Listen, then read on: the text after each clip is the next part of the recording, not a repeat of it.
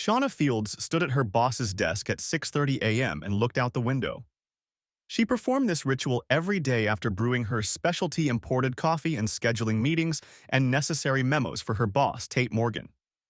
He was the CEO of the corporation founded by his father, Winston Morgan. His mother was chairman of the board, and his sister still worked as a public relations manager, but she hadn't been active since her husband, Alan Brown, had run for Senate a few years ago. She stared out the window, sipping her Folgers coffee until she saw his silver Jaguar pull into the parking lot, which was between 6:30 and 7 a.m. She knew his schedule so precisely that he would wake up at 5 and be on his treadmill by 5:15, where he would watch the news while going for a half-hour jog. No, it was important to her to wait for him to arrive so she could pour a cup of fresh coffee and make sure it was already hot and waiting for him. She also set out a carafe of ice water and a Kind bar. They were such small, unnecessary things, but she was willing to do anything for him. Her personal mantra stated, "Go the extra mile," but especially for him. She saw him pull up in front of the house and went to pour coffee. When he walked through the door, she was sitting at her desk. She looked up from her tablet and admired her favorite part of the day. That was the moment he walked in. She watched the friendly, tall, broad-shouldered, blonde-haired man who entered as if he were the master of the room. He was always dressed in a clean, expensive suit, always clean-shaven and never unshaven. His hair was cut short and styled in a conservative side parting. She admired his rhythmic gait and large hands as he opened the door, carrying his briefcase and slinging his coat over his arm. He smiled when he saw her, and she could have sworn his blue eyes sparkled. "Good morning, Mr. Morgan." "Good morning, Shauna," he replied. "How is my favorite assistant doing?" "Fine, sir. Your calendar is synchronized and ready for viewing. You have 4 appointments scheduled for today, and the notes are on your desk." "Thank you. I expect a call from my wife this morning. You can interrupt any meeting I'm in when she calls. She flew to D.C. last night to console my idiot sister after last month's fiasco. Apparently, my bastard brother-in-law filed for divorce." "Oh no. I was hoping they'd work things out," she said. "He's fine, but my sister is in a complete state of distress. She feels like her chance to be First Lady has been taken away from her. My wife sympathizes with her and has gone to play grief counselor." "I'm sorry, Mr. Morgan. I know how much Carly means to you. It must be hard for her to lose Senator Brown." "She did it to herself. That shit wasn't as well hidden as they thought. I warned her. But what do I know? I'm only her brother," he said. Senator Alan Brown was in the debate for the Democratic presidential nomination when his wife's affair with an aide became public. The fallout was devastating at first, but his PR team worked well and his numbers in the polls even improved. The sympathy of his supporters should have secured him the Democratic nomination. He continued, "Carly has always gotten her way. She has such a strong charisma that people just bend to her will. I don't think the other woman's husband bent to her will. We're all paying the price for that. The press hasn't called in a while, but I think this might be a reason to call. Do you want me to prepare a statement or do you have no comment?" she asked.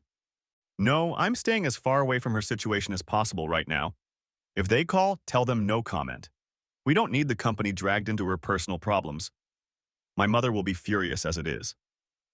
That morning, Tate's wife, Bella, had coffee with his sister. Carly was as disheveled as Bella had ever seen her, and it bothered her. Bella had always admired this beautiful, elegant woman, but that morning her appearance was a mess. Until the recent scandal, Carly had never appeared in front of guests without perfectly styled hair, carefully applied makeup, and stylish and beautiful clothes. That morning she woke up without showering, brushing her hair or teeth. "Bella, I'm going to go quietly. I'm going to stay as far away from the press as possible. I don't want to hurt Alan's chances of becoming president any more than I already have. His campaign manager thinks divorcing me will help him," Carly said. "I think it's complete nonsense that he got away with it. He did it to her and many others," Bella said. "I know, but he'll do a lot of good for the country.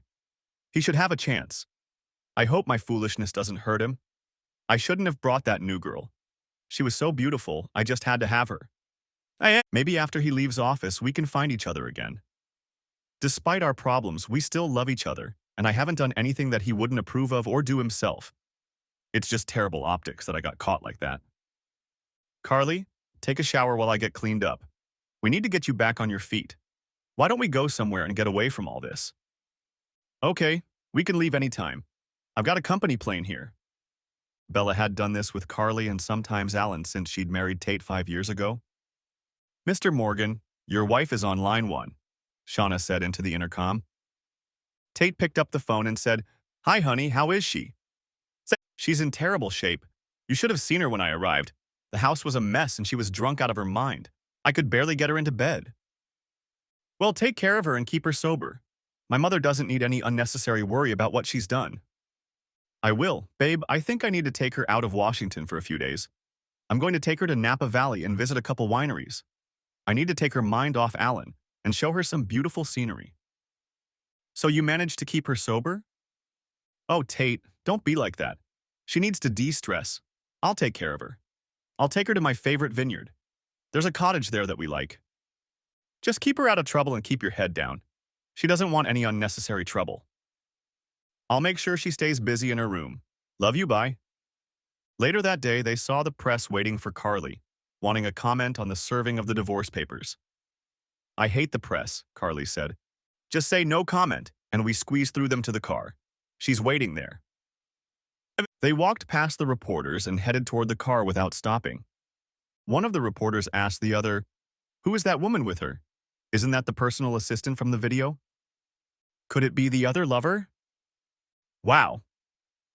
The next morning, Tate was on the treadmill watching MSNBC when he saw the headline of the article. His wife was holding Carly's hand as she boarded a private jet. The anchor said, Carly Brown, who was served with divorce papers, left Washington accompanied by an unidentified woman. It wasn't the woman from the infamous video. Could it be a new lover? They then spent 5 minutes discussing how much this story hurt Alan Brown's bid for the Democratic presidential nomination. Incredibly, he was still leading in the polls and had more delegates than his opponent. Tate threw the remote at the TV and headed for the shower. So much for keeping a low profile, he thought. Pulling into the parking lot of his office, he saw Shauna waiting for him in the window. He smiled and was glad she was standing at her post waiting for him every morning as usual. He couldn't help but think of her beauty and the way she glowed every morning when he entered the office and saw her at her desk. It was a stark contrast to the sad woman who stood in the window waiting for him. He wondered what made her so sad. He paid her well, she was the best in the business, and she had a wonderful little boy who had just turned 5. He thought it might be man trouble, but she never talked about the boy's father or mentioned dating. At work, she behaved professionally, and they didn't socialize outside of work events and parties. He recalled an occasion when he threw a dinner party for his company's executives and board members. She, too, had been invited and, in his opinion, had behaved professionally. However, Bella had warned him that Shauna was making eyes at him. He chuckled at that moment, figuring it was his wife's jealousy of a younger beauty. So, opening the glass door to her outer office, he saw her look up from her work and smile. Good morning, Mr. Morgan. Good morning, Shauna. If anyone from the press calls today, put them through. I need to clear the air today. That's not true, is it? She asked. Rumors about my wife and sister? No. The idiots in the press just don't know their sisters-in-law. Woo, thank God. Later that morning, his personal cell phone rang and he answered it for his mother. Yes, Mom, I'm aware of it, Tate said. The press had been calling all morning demanding comment on it. I told the reporters they're just sisters-in-law, so hopefully it'll all work out. Tate, you have to make her stay out of sight. Make her hole up in her room somewhere and let the heat die down. I agree, Mom. I told Carly the same thing and left another message for Bella to stay in the house at all times. No more publicity. Thank you, son. Keep me posted. Mrs. Morgan. It's so nice to see you again. Is Mr. Morgan not here this time? The clerk behind the front desk asked. It was the vineyard's usual tasting room. There were 6 racks of various wines arranged like a library, and 4-foot shelves along the outside walls with the rest of the winery's selection. In the center of the room was a horseshoe-shaped bar where tastings were held, and guests could order wine by the glass. A small cottage-style building surrounded the terrace where tables and chairs were set up for guests to enjoy a bottle of wine with appetizers while admiring the view of the vineyard and hills in the background. At the back of the vineyard, about 150 yards from the main buildings, was an old service road. No, I'm here with my sister-in-law. Please don't make any noise. We don't need anyone to know we're here. Of course, ma'am. I'm sorry the cottages are booked, but we do have an apartment. This is the largest one, with a balcony overlooking the vineyard and double beds. Here's the key. It's room 3. Bella grinned and replied, "Thank you, that's perfect." She was glad to be in one of her favorite places in the world. With Tate's wealth, they could go anywhere. But she loved the winery. The vineyard had 3 small apartments and 2 cottages that they rented out as bed and breakfasts. She and Tate usually rented the cottage, but she and Carly were lucky enough to get either room on short notice. It was just enough for her needs. They spread their stuff out on the bed they weren't going to use and started making out. "This is going to be a great week, my favorite. Just what I need." "All right, Carly, let me run out and get the things you need for your room. You're too high profile right now to make unnecessary forays into the public eye." "I know." Tate wrote a message. "Mom's furious." She opened the door to the balcony and admired the beauty of the vineyard and the hills beyond. "This is my favorite place in the world to relax," Bella said. Bella kissed her as she stood on the large covered balcony, and they began to kiss and feel each other. Bella pulled away, kissed her again, and left to go to the store. The paparazzi photographer couldn't believe his luck. He received a message that a private plane with Carly Brown and an unknown woman on board was landing at the Sonoma County Airport. He rushed to the airport and managed to get ahead of them. He watched and took several pictures as they rented a car and loaded into it. He followed them to the Vineyard Hotel and looked around while they checked in. He spotted a building with apartments, 2 on the second floor and 1 on the top floor with a balcony. Looking around, he saw a service road behind rows of vines. The vines would serve him well as cover to try to get some pictures. He was lucky. Not only did they get the only room with a balcony, they were also making out while standing on it. "Thank God for telescopic lenses," he thought. "Thanks to this shot, my kid will be able to go to college." The next morning, Shauna was drinking coffee when her mother walked into the kitchen. "Good morning, Mom." "Good morning, baby. Mickey's awake, but he's lying in bed with a book." "I know, I've seen it. I wish he would sleep later, but at least he stays in his room. He gets up early like his mom, but he sleeps long into the afternoon like his grandma." "Yeah, he's a great kid. I'm lucky to have him. I don't know where I'd be now if it weren't for him." "Everyone has their own destiny. He was yours. You needed him to stop your savagery. Of course, I couldn't have gotten that from you." "I know, Mom. I thank God every day that I straightened up and was able to get a job with Mr. Morgan." "Me too." Smiling, Shauna put the cup in the sink and got to work. After buying the house, she had put her mother in it to take care of Mickey. Before that, she had lived in a small apartment and her mother drove across town every day to look after Mickey. She always left the house at 4:45 a.m. and got to the office by 5. She didn't have to start work before 7 like Tate wanted her to, but she knew that if he got up at 5, she had to be ready in case he needed her. There were times when he needed to place an order or cancel a meeting, and she was glad he didn't have to wait for her to get on with his day. As she drove to the office, the news came on the radio.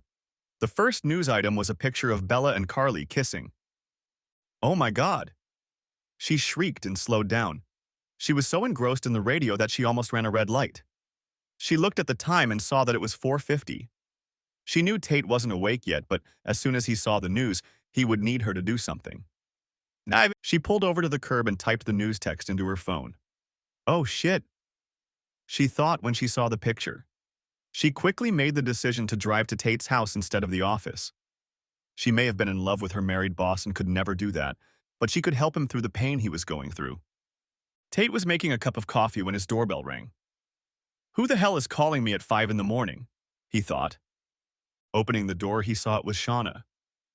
"Hey, Shauna. I know I'm the cool boss and all, but isn't it a little early for a visit?" "Tate, turn on the news," she frantically shouted, swooping down on him. He was more surprised by her calling him Tate than by her urgency. She'd never done that before. And he liked it. "I heard it on the way to work. I can't believe it's true," she said. She knew he hadn't seen the news yet because he didn't get up on the treadmill until 5:15. He followed her into his room and saw that she had turned on Fox News. "Fox, Shauna?" he asked. She knew he was watching MSNBC. Then he saw the picture. The picture showed Carly and Bella kissing, Bella's hand resting on Carly's chest. The caption read, "Carly Brown caught in love nest with sister-in-law." He collapsed into the chair and buried his head in his hands. Shauna knelt down beside him and put her hand on his shoulder. Maybe it's fake or something? Maybe there's an explanation for it? She asked. When a tear ran down his cheek, he lifted his head and screamed, "Goddamn bitch!" He got up and ran upstairs. Shauna followed him and asked, "What are you going to do, Mr. Morgan?" "Oh, I'm Mr. Morgan again, huh?" He joked, starting to pack his bag. She blushed and replied, "Sorry about that. I panicked. It won't happen again." "Don't worry, Tate's fine," he said. "I'm going to go in there and stop this shit no matter what they do. Shauna, cancel all business for the rest of the week. I need to get to Napa. Buy me a ticket on the first flight that comes along." "On my way, sir." "Shauna," he asked softly. "Sir?" "Thank you for being here." "I'm always where you need me, sir." She turned and left the room to grab a clipboard from her car and check his flight schedule. Does she always drive to work at this hour? He thought. How did I never notice it before? Good morning, my favorite. Good morning, Carly, Bella replied. Are you hungry? I'm hungry. It's 10 o'clock, but we can have breakfast until 10:30. They have a good selection of fresh fruit, and they'll make us a locally sourced omelet. Sounds good. Let's have breakfast and come back here for dessert. Carly picked up her cell phone, and Bella snatched it from her. No cell phones, no televisions. We're here to relax, and you don't have to worry about the divorce news. You're right. Let's take a quick shower and go downstairs. No games. We need to hurry up so we can make it to breakfast. Spoils the mood. Tate's flight landed in California at 10 a.m. local time. His rental car was already waiting for him, but the drive to the vineyard took an hour. He pulled up to the winery/pension where the ladies were staying a little after 11:30. The ladies had just returned to their room. He recognized the owner standing at the bar and said, "Good morning, George." "Good morning, Mr. Morgan. You just missed them." They finished their breakfast and went back to the room. "Okay, do you have another room key?" "Sure, Marla will get it for you." He then asked his wife to give Tate the key to his wife and sister's room. She smiled as she handed him the key and said, "Glad you could make it after all, Mr. Morgan.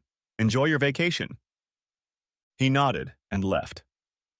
After reflecting on the flight, he calmed down and hoped it was a misunderstanding. Maybe it's just a bad picture that looks worse than it is, he thought. Tate put the old-fashioned key in the lock and turned the knob. He saw his sister and his wife. He snapped a picture of her on his cell phone and walked into the room. "You goddamn bitch," he yelled. The ladies jumped up and Bella screamed, "Tate, what are you doing here?" "Yeah, ruining a marriage. I can't believe you're doing this to my sister." "Tate, you don't understand," Carly said. "Screw you, Carly. Don't ever talk to me again. You assholes got caught.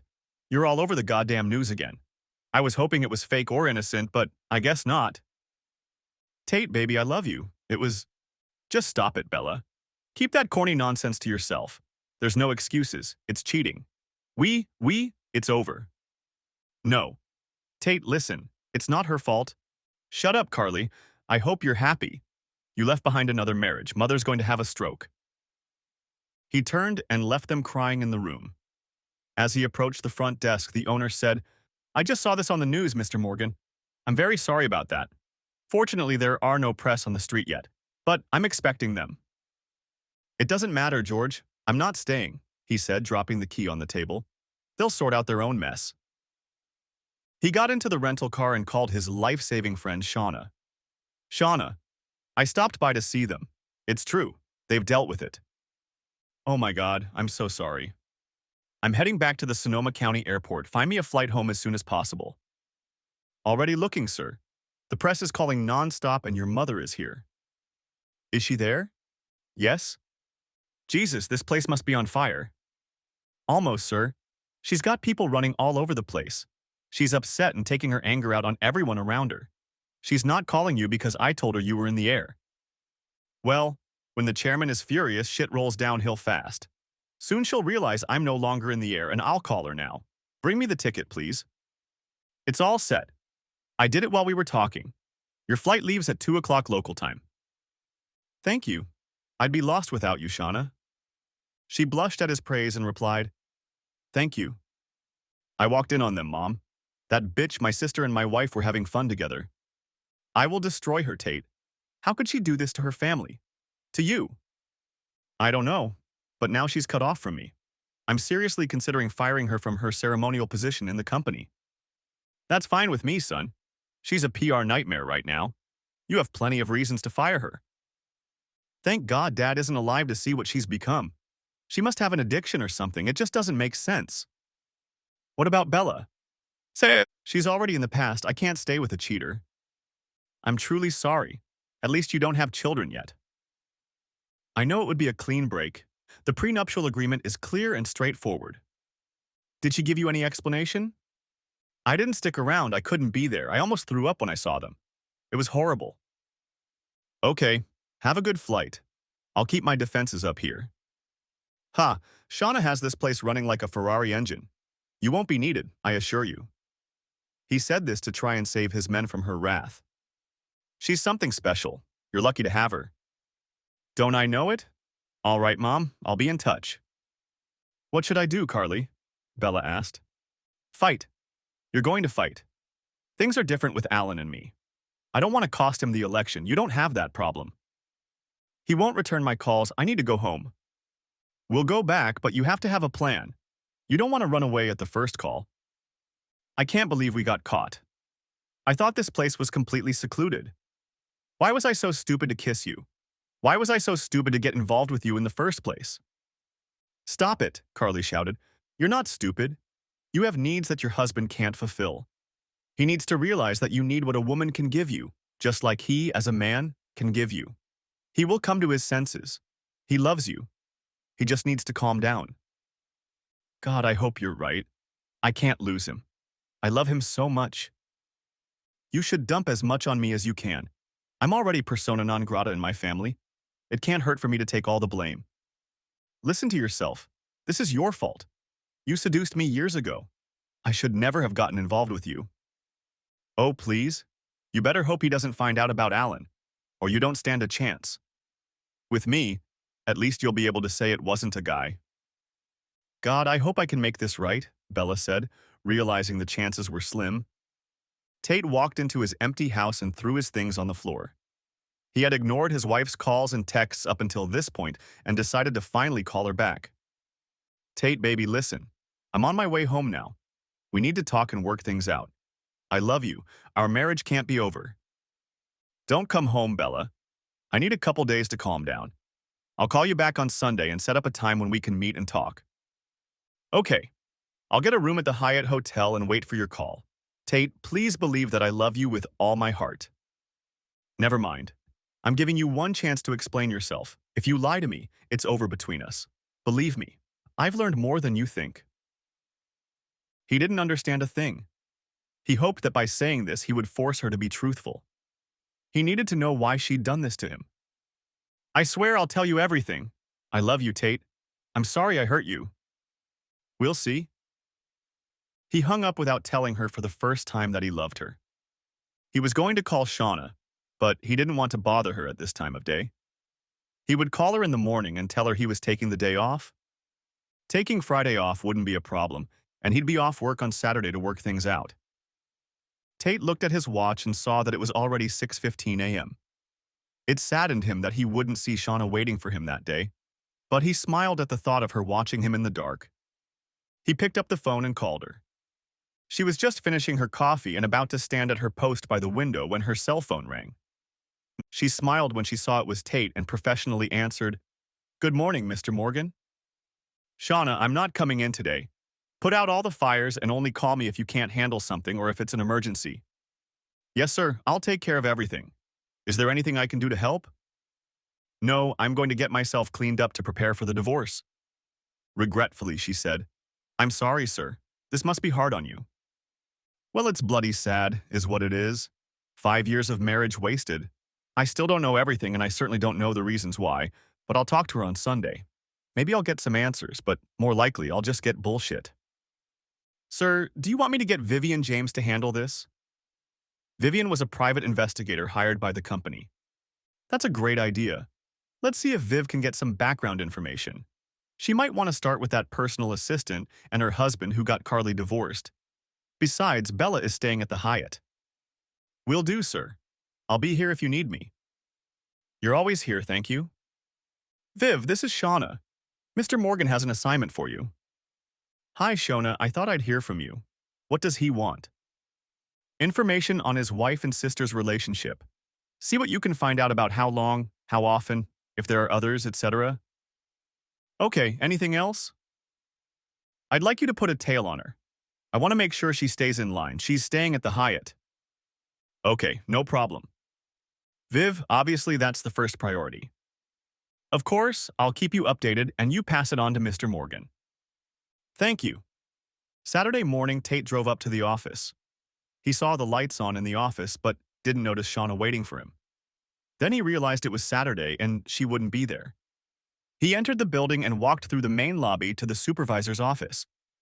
As he opened the door to the end office where Shauna was sitting, he heard a noise coming from the closed office.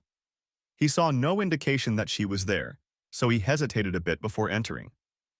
When he opened the door, he saw a small child playing with the train cars. Hello, who might you be? Hi, I'm Mickey. Mommy told me to wait here. Oh yeah, he said, sitting down on the floor next to the boy. Where did your mom go? To get juice and crackers. Tate chuckled and said, That explains why I have apple juice in the fridge. What do you play? Trains. I have tracks at home, but look, these lines could be tracks. Of course they can, Mickey. Shauna came in a minute later and almost cried when she saw Tate rolling the train and Mickey making a choo-choo sound. Good morning, sir. Sorry about that. I only bring him in on Saturdays because I like to give Mom a break on the weekends. If it's a problem. He interrupted her by saying, It's not a problem. I haven't played trains in years. She smiled and handed Mickey the juice and cookies. Mickey, let's get you out of Mr. Morgan's way. He has a job to do. Okay, Mommy. No, Shauna, he's fine. I'll just check my mail and go through all the fires from yesterday. By the way, what are you doing here? Oh, I always come in for a couple hours on Saturday morning. It helps make Monday mornings a little calmer. Oh, I was also wondering, do you always drive to work at 5 in the morning? Yes. I like to make sure everything is ready for you when you arrive. I don't want you to have to wait until you get there if you need me for something. And your mom is watching Mickey? She nodded affirmatively. Isn't that hard on her? No, sir, she lives with us. She gets up early too, so it's not a problem. You know I appreciate everything you do for me, right? She smiled and replied, Yes, of course. Well, then I won't keep you. Don't worry about my train buddy. We're all good. Thank you, sir. Tate was finally able to see the sausage being made. He hadn't realized how much time Shauna devoted to her work. He decided to be more careful and not think everything always went smoothly. Shauna put in a lot of effort and sacrifice to make things go smoothly for him. Shauna? Yes, sir? Give your mom a bouquet of flowers from me, please. She'll be thrilled, sir. I'll send her some of her favorites. Thank you.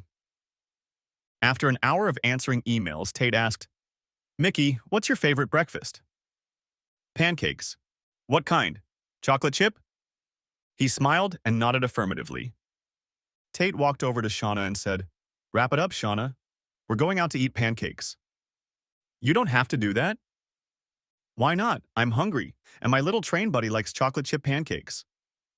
She smiled and said, He only gets them as a special treat. Okay, then we'll call it Special Treats Morning. Let's go to Apple Villa. They have the best pancakes in the neighborhood. Okay, thanks. She struggled to contain her excitement. Not only did he get along great with her son, but he'd invited them over for breakfast.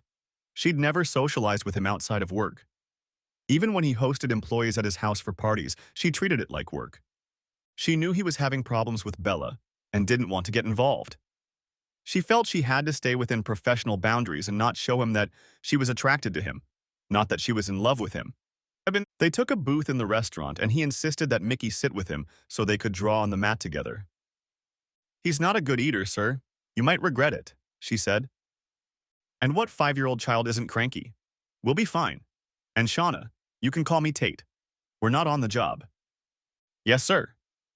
He frowned and said, Then you don't need a sir either. Mickey nudged him with his elbow and asked, What was that? A bad word. Huh, I'll look it up. I knew. Shauna started laughing at them and felt happier than she had in years. As they were leaving the restaurant, Tate said, "Thank you for joining me for breakfast. I needed the company. I needed to get Carly and Bella out of my head for a while. Thank you. I hope everything works out for you." "I doubt it will. Divorce is a foregone conclusion. It's just a matter of time. I really can't stand cheaters." Her heart clenched at his words. He didn't know her history, which meant he didn't know how her marriage ended.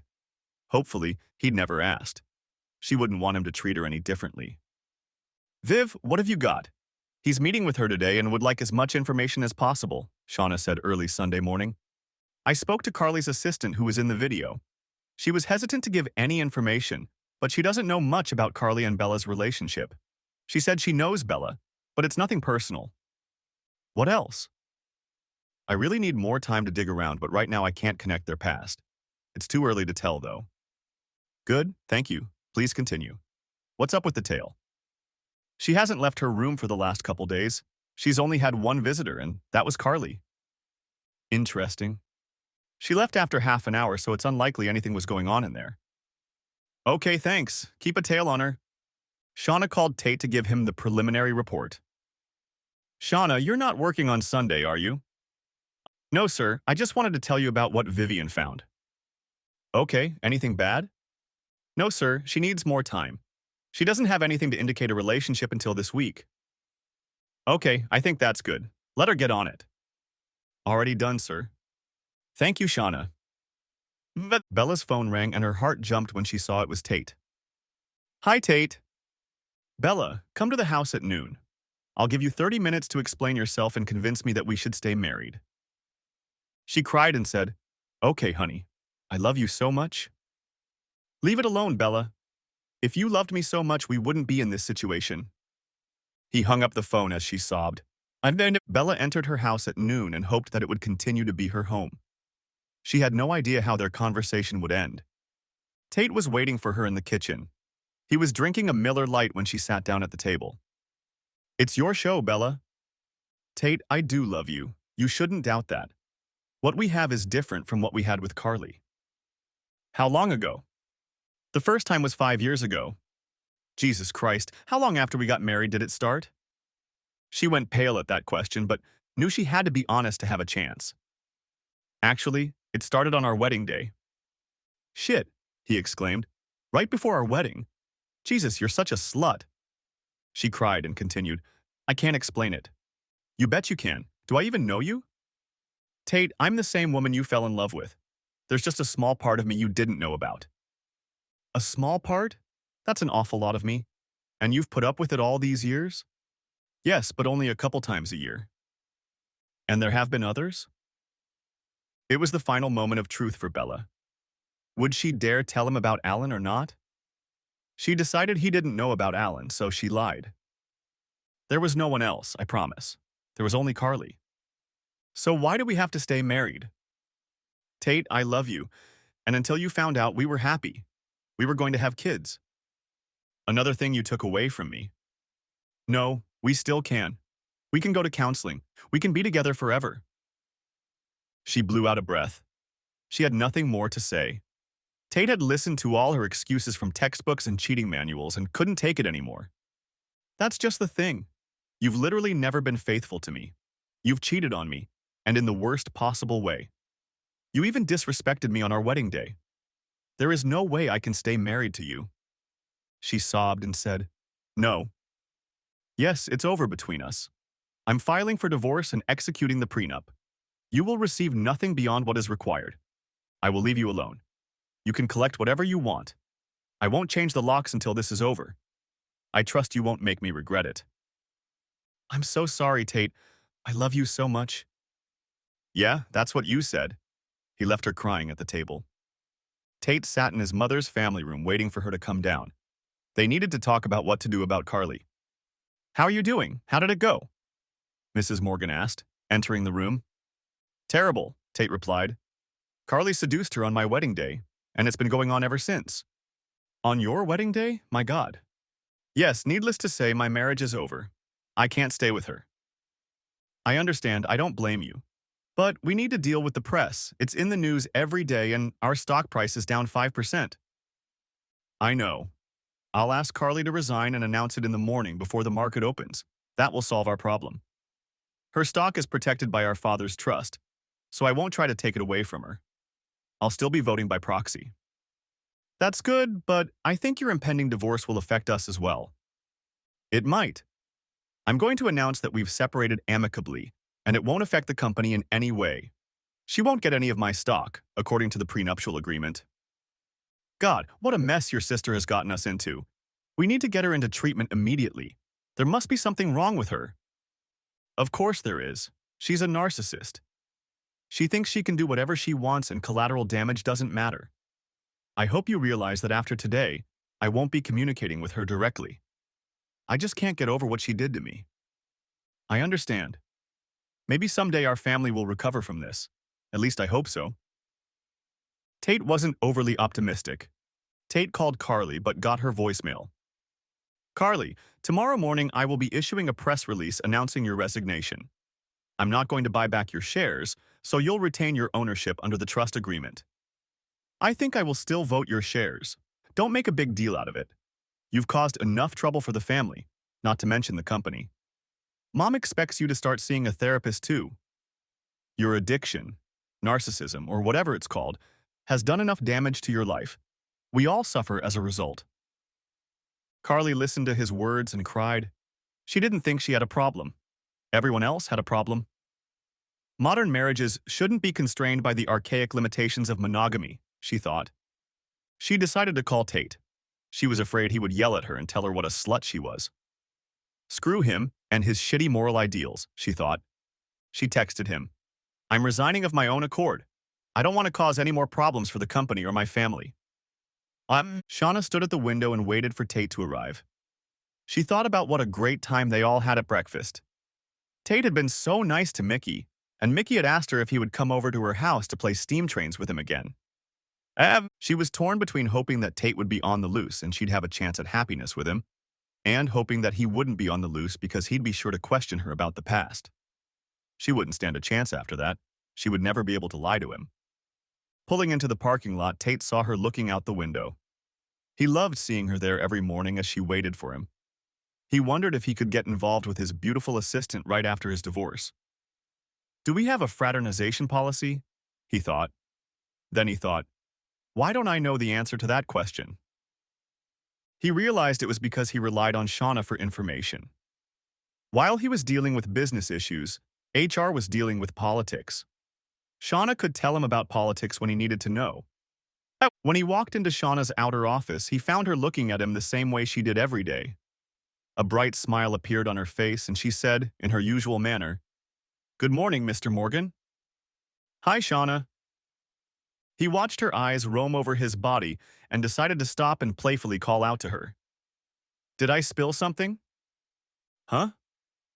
No, I just wanted to make sure you didn't spill so I could let you know if you did. She thought, oh my God, he caught me checking and I'm babbling like an idiot. He laughed and said, What would I do without you? And left for his office. That was fun, he thought. She was clearly aroused and he figured he would keep it up. He was pleased that the woman was interested in him, and he wondered how it was that he hadn't noticed her interest before. It didn't matter, though. He was completely devoted to Bella and would never consider leaving her. Tate called his attorney and asked him to prepare the divorce. He asked him to do him a favor and speed up the process if possible. He allowed himself to think about the divorce one last time. He felt what he hoped would be the last straw of sadness for his once happy marriage. Then he put the thought out of his mind. There was work to be done, a company to protect. Thousands of people were counting on him. Right. Shauna, would you come in here, please? He called out. Yes, sir, she replied, running in with her iPad. Shauna, I need to prepare a press release about my sister's resignation. Then, I need Paul Daniels to get here immediately so I can officially promote him to the position he already held in her absence. She was stunned for a moment, then asked, Should I schedule a press conference or just a press release? Just the press release. Defer any questions about it to the Media Relations Department. Paul can earn his new paycheck. Just so you know, I'm filing for divorce. He saw that she didn't look up from her clipboard, but smiled briefly. At the end of the week, Bella and I will be issuing a joint release announcing our consensual divorce. We need to make sure my divorce doesn't affect the stock price. I won't be taking questions, so if anyone from the press calls, send them to Paul. He watched her making notes on her clipboard and asked, "Any questions?" "No, sir." "Good, go ahead." She got up to leave and he stopped her. "Shauna, what is the fraternity policy at the company?" She threw him a curious look and replied, "There are two. For non-executive level employees, managers can't start relationships with direct reports. For executive level employees, they cannot have relationships with board members. Of course, there are provisions that allow employees to be transferred from one department to another under certain circumstances and exceptions to the HR rules." He smiled and said, "Thank you, Shauna." She nodded and walked away. What was that? She wondered. Maybe he's got his eye on someone in the company. The week passed without much happening. The announcements of her sister's resignation and his divorce had little effect on the stock price. By Friday, Bella had signed the divorce papers, and the lawyer assured her that there was no need to hurry because the prenup was securely drawn up. To keep Bella from fighting back, Tate sweetened her pot by buying her a condo. On Saturday, Tate jogged on the treadmill, remembering the previous week and breakfast with Shauna and Mickey. He decided to take a chance and headed to the office, hoping to catch them there. He wanted to make it look like it was another chance meeting, not him asking them out. As he pulled into the parking lot, he had his doubts. Is it too soon for a face-to-face meeting with Shauna? He decided to take things slow and act casual. Starting with innocent breakfasts and lunches was the perfect way to move into a more intimate relationship. "Good morning, Shauna." She stood with her back to him and jumped with surprise. "Mr. Morgan, you startled me. I'm sorry. Good morning, sir. Let me make you some coffee." "Only if you'll let me. I'm only here for a little while." "Okay." She didn't have any coffee, but she went to make him a pot of tea anyway. "Hi, kid." He turned to Mickey, who was playing with Matchbox cars that afternoon. "Hello, Mr. Tate. Would you like to play with the cars?" "Sure, I can play cars. Do you know what they are?" "Yes, this is a Porsche, this is a race car, this is a Jaguar, and this is a Ford. Mommy has a Ford." "Yeah?" "Uh-huh." "Have you ever seen a real Jaguar?" he asked, using a childish pronunciation. "No." "Let's go over to the window." He took the boy in his arms and brought him to the window. "Look down. See that silver car?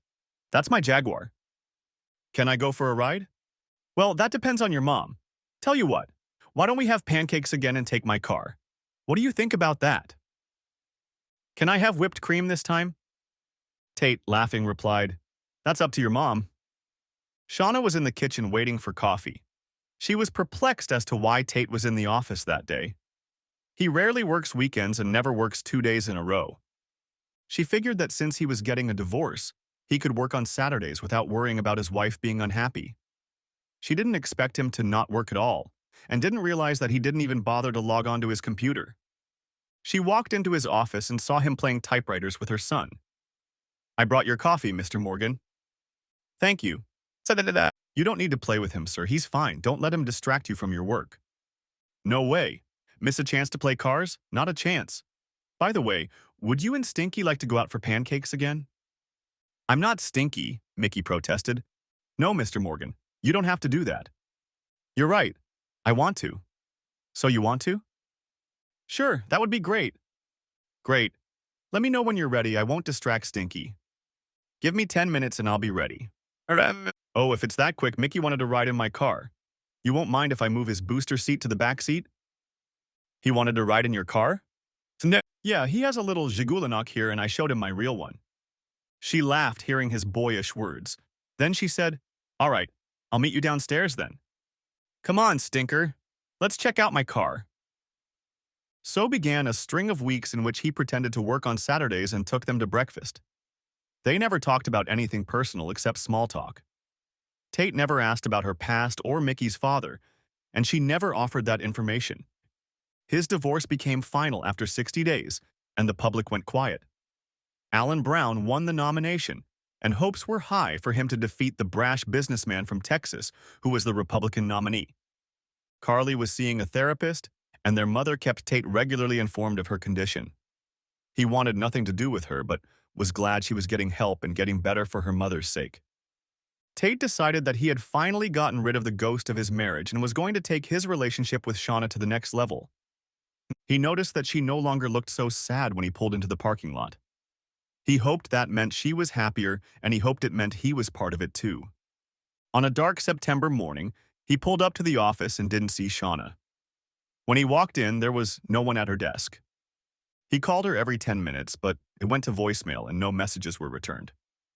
He was getting worried when a woman knocked on the door. "Good morning, I'm Jen. Shauna fainted yesterday and is in the hospital right now. She's been left for observation. She has a serious concussion. I'll be here within the week." He jumped up and grabbed his keys. "Cancel all my appointments for today. What hospital is she in?" "St. Alexander's Hospital. She's in room 1102. "Okay, send her 2 dozen white roses and one of those big bouquets wishing her a speedy recovery. Use my card." He ran out the door and rushed to the hospital. In a frenzy, he rushed to room 1102 and saw that she was asleep. There was still an hour to go before visiting time, but no one had seen him enter. When he entered the dark room, he saw a couch by the window and a recliner chair next to the bed. He sat down in the chair and took her hand. With his free hand, he checked his email and read the news, and with his right hand he held her left hand in his. Half an hour later, a nurse came into the room and smiled at him. "Our secret, just don't wake her up," she said. He nodded his thanks. Just as the visiting hours opened, an elderly woman entered the room and was surprised to see him holding her hand. She smiled at him and asked, "Mr. Morgan, I presume?" "Yes, ma'am. Are you her mother?" "Yes, thank you for the beautiful flowers you sent me." "My pleasure. Thank you for helping her with Mickey so she can work crazy hours." "You're here pretty early, aren't you?" "I came as soon as I found out. I'm thinking of firing whoever didn't call me as soon as they found out she was hurt." "Oh, don't blame them. I called the main line and left a message. I didn't get a chance to call you directly, and she wasn't available." "Good. How is she?" "I think she's going to be okay. She's been having bouts of dizziness, so they wanted to keep her in and monitor her." "What happened?" "The handrail on the steps of the house broke. She lost her balance and fell to the sidewalk." He let go of Shauna's hand and called his service manager. "Frank, this is Tate Morgan. I need you to get my assistant Shauna's address from the temp and get a man to her house. Her stair railing broke and she's been admitted to the hospital." "I'll send Mike over there right away. We'll get it done." "Thanks, Frank." He hung up, and her mother smiled as he took Shauna's hand again. "So, Mr. Morgan, you spend a lot of Saturdays with my daughter and grandson." "Yes, we've gotten into the habit of going out for breakfast after work on Saturdays." "When are you going to ask her out on a real date?" Before an embarrassed Tate could answer, Shauna groaned, "Mom, leave him alone." Tate stood up and said, "How are you feeling? Do you need water? Painkiller?" She smiled and opened her eyes. Squeezing his hand in thanks, she said, "Don't fuss, I'm fine." At that moment, a nurse walked in with flowers. "There you go, someone is loved. What beautiful roses." When Shauna read the card, he said, "From the company." "Company, huh? Well, they're beautiful, thank you." She handed him the card which read, "A speedy recovery. Love, Tate." He frowned and wished Jen wasn't a temp and he couldn't fire her. Shauna looked at him with a smile and said, "I know that look. Don't you dare fire them." "Okay, but it's the feelings that matter, right?" "Of course." Later that day, her mother left, but Tate was still around. She decided to melt the ice and asked, "Sir, why are you still here with me? Not that I mind, but you have a business to run?" "There is nothing more important to me right now than you. There's no place I'd rather be." "That's nice, thank you." "Funny what your mom said earlier. I was actually going to take you out to dinner when I got to work tonight." "Really?" "Yeah, seeing you out the window every morning is one of the best parts of my day, and what we do on Saturdays is awesome. I thought it would be even better if I took it up a notch." "I didn't realize you were noticing how I was doing it." "Yep. I know it's just so you know when to pour my coffee, but I see you, so you don't notice my stare." You used to look so sad, like this was your quiet time when you were alone with your thoughts. I don't look sad anymore? Not for a couple months now. I'm thinking about happier things now, but this isn't the time for that kind of talk. So that's a yes about dinner? Yes. You like Tate, Jen? He said it before she could even say good morning. Am I wrong, Mr. Morgan? When you said white roses, I assumed that's what you wanted. Why? White roses symbolize eternal love. Wow, I didn't realize that, he said, shaking his head. Don't worry about it. She loved them.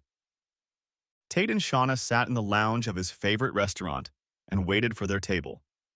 They were sipping a glass of white wine and enjoying each other's company when Tate said, "Can I ask about Mickey's father? You never mention him, and he doesn't seem to be in the picture."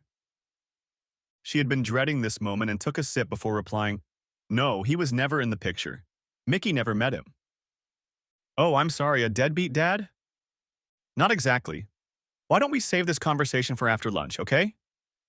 "Sure, I didn't mean to hit a nerve." "That's all right. We'll have to talk about it eventually. It'll probably happen today." He pulled into her driveway and turned off the car. Turning to her, he said, "I had a great time tonight." "Me too, thanks for dinner. Do you want to come over to my place for a drink and a story?" He realized she was feeling awkward and offered her a way out. "Look, we don't have to. If you're not ready to talk about it, we can put it off until later." "No, let's deal with it. Honestly, you need to know, and I don't want to waste your time if you don't want to keep dating me." "Wow, that bad? Okay, let's talk." They sat in her living room together on the couch with a glass of wine. "Tate, I'm going to tell you everything. I could lie, but I'm determined never to lie to you." "Good," he said. 6 years ago, I was married to a good man. That marriage fell apart indirectly because of my pregnancy with Mickey. When I was in college, I was a party girl. I drank, smoked pot, did cocaine, took exes, and slept around. I met Dale, my ex-husband, at my senior prom and fell head over heels in love with him. He was as simple as a man can be. Religious, didn't drink much, hated drugs, and was pretty much my opposite. I cleaned myself up and started dating him. A year later, we were married. I was so in love, it hurt. One day after 6 months of marriage, we went to a dance. I was drunk, and while I was in the restroom, a few girls were doing lines. They asked if I wanted a drink, and I, being drunk, agreed. When I got back to our table, I had a few crystals on the edge of my nostril, and Dale noticed it. He got angry, and we got into an argument. It got to the point where he walked away and left me there. I was so mad at him that I stayed and continued to party. I ended up going home with some guy I picked up there. When I woke up the next day in a strange house, I panicked. I called a cab and drove home to face the music, crying the whole way. I walked into the house, and when Dale saw me, he realized what I had done and left me. I cried for hours after he left. Eventually, he came back and I told him about my past. We went to counseling and everything was going well until I lost my period. When the doctor determined our pregnancy date, Dale did the math and wanted to do a DNA test. We did the prenatal test and my worst fear came true. Mickey was not Dale's baby. Dale tried very hard, but couldn't stand the daily reminder of my cheating. The divorce was final, 2 days before Mickey was born. I didn't pay attention to where I was taken home from, and I didn't remember the guy's name, so Mickey had to suffer without a father. He's dealing with it, but now he's having a harder time socializing with the kids at school who have fathers, but he doesn't push it too much. Tate held her hand as she told her story and finally spoke. "I see. So you think that since I couldn't forgive my wife for cheating on me, I wouldn't want to continue a relationship with you?" Just then they heard a voice. "Mommy? Mr. Tate? I can't sleep." She stood up and took Mickey in her arms. "Tate? You take care of your son. I'm going to go now. Good night, Mickey. Good night, Shauna," he said as he left. She carried Mickey to bed, hugged and kissed him, and cried herself to sleep. Tate took what she said to him hard and hardly slept a wink. When he crawled out of bed at 7 in the morning, he was upset but not angry. He couldn't reconcile his hatred for the cheater with his love for her. He was sure he really did love her. He remembered that it was Saturday and wondered if he should skip breakfast with Shauna and Mickey. He loved the boy too, and it pained him to think that he would be upset if he didn't get pancakes and a ride on the Jaga. Tate had even bought a booster seat for his car. He never hid from problems, so he got dressed and headed to the office. He had to sort out his feelings and make an effort. He felt she was worth it. When he entered the office, she wasn't at her desk. He opened his office door and saw a puddle of apple juice. "What happened here?" he asked Mickey. "Dropped it. Tastes better if it goes in your mouth, buddy." Mom went to get paper towels. "She says you'll be angry, but you look happy." "It's always good to see you, Stinky." "I'm not stinky." "Well, I'm not angry. Are we going to have pancakes today?" "Mommy said we can't walk anymore." "Oh, she's wrong. I need pancakes." "Me too, and lots of whipped cream." "Tate?" He looked up and smiled. "Mickey said we can't go out for breakfast anymore. So how am I going to eat pancakes, Shauna?" I, uh, when you left last night, I thought you didn't want to see me anymore." He stood up and said, "Mickey, we'll be right back." He took her hand and pulled her with him to the outer office. "Look, I was in shock last night. Am I afraid you look like my wife? No. Am I afraid that if you cheated once, you'll cheat forever? I don't know. Tate, I would never hurt you. I know you won't on purpose. I'm sure Dale would have said the same thing before that night." She started to cry and he put his arms around her. "Look, I have trust issues, but I love you and I'm willing to overcome them with you." She pulled away. "Wait, do you really love me?" Smiling, he replied, "Yes, I do." "I love you too," she said, crying into his shoulder. "Can we eat pancakes yet?" came a voice from behind them. "As soon as Mommy's ready, baby." He kissed her hand and said, "I'll clean up the apple juice. You finish running the company without me, and we can go." After eating her pancakes, Mickey said, "Mr. Tate, do you know how to fish?" "Of course I can, and can you catch?" "Yeah, but when I play catch with my mom, she keeps throwing it." Tate laughed at the thought of her dropping the ball every time. "Well, Mom probably doesn't know how. Maybe we'll teach her." "Why don't you play ball with me? Then Mommy won't have to learn." A tear rolled down her cheek. Tate looked up at her and smiled his racy smile. "I'll play with you, but I need to get a mitt." "You don't catch soccer balls with a mitt," Mickey said, laughing. "No, I can catch a soccer ball without a mitt. I can throw it far. Mommy says I can be a soccer player when I grow up." "Of course I can, buddy. What's your favorite team?" "The Bears." "Really? Your mom didn't tell me that. Do you want to come to the game with me? I have season tickets."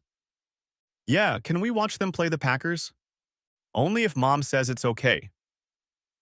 They both looked at a smiling Shauna, who still had wet eyes. She said, "Mr. Tate can take you anywhere he wants, Mickey." Tate reached out and took a piece of her bacon and broke it in half. He held out half to Mickey and said, "Mickey, can we play ball this afternoon? I want to see your railroad tracks too." The boy nodded happily, finishing his bacon. Shauna didn't react in any way. She silently prayed that Tate wouldn't break their hearts. That night, Shauna and Tate went out to dinner, and instead of going back to his house, Tate took her to his place. Sitting on the couch and sipping a rum and coke, Tate said, "Shauna, we are in a difficult situation and we have to be very careful. Mickey and I are bonded, and if anything happens between us, he could get hurt." "I know. We were starting from scratch. We were a quasi-family before we became a couple. Look, we've known each other in a working relationship for years. I've seen you almost every day in that time, so I'm quite comfortable with you as a person. We've been dating for a couple months now, if you count our Saturday breakfasts. When I said I love you, I meant it. Will we end up getting married? I don't know. But I'll tell you this, I'm a one-woman man and you're the only one I want. Tate, you can forget my past. I promise I'm not that girl anymore." "No, I can't forget him. But I don't have to worry about him. If I let him burden my thoughts, we'll never have peace. I want to try and I want to trust you. You have never failed me before and I hope you never will." As it happened, they went down to the site. Next chapter. He pulled up in her driveway and she asked, "Tate, are you going to sleep with me tonight?" "I thought we already did that." She playfully patted his shoulder and replied, "No, asshole, I meant real sleep. It's been so long since I've slept with anyone." "I wish you had. What's your mom gonna say?" "Who cares? It's my house, but knowing her, will she praise me in the morning?" A year passed, and they grew to like each other even better. They had a simple wedding with family and friends, and Tate adopted Mickey. Shauna is pregnant with twins, and they are more in love with each other than ever. Every time he pulls into the parking lot at work, he sees Jen watching him from the window. Shauna has prepared her well to replace her, but Tate has never had the same feelings for Jen that he has for Shauna when he sees her out the window. Bella kept trying to make up with Tate, but eventually stopped when the wedding was announced. She eventually remarried and had a son. Tate found out about the threesome with Carly and Alan from his investigator, but kept quiet about it to spare his mother from having to find out even more about Carly's sordid life. Carly, against the advice of Tate and her attorney, agreed to pay a large sum of money to Bill Freen. He was the husband of one of Carly's favorites. He eventually authored the article that forced President Alan Brown to resign in disgrace over the scandal. Once the hype subsided, Alan and Carly got back together. Tate was surprised by this, but Carly had always said that they really loved each other and the whole open marriage shenanigans were fine with them. Tate still had very little contact with them. The end. Thanks for watching. Hope you enjoyed it. Subscribe to my channel and watch for the next video.